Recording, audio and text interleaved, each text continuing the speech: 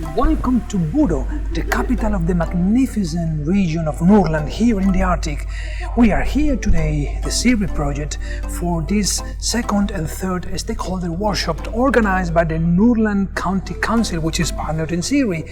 So in these 2 days, as you can see here, different stakeholders from representatives of the quadruple helix have come together in order to discuss how they would like the future for Nordland be in the next years. So they are basically depicting different scenarios, and they are now discussing potential risks and benefits of such scenarios for the years to come.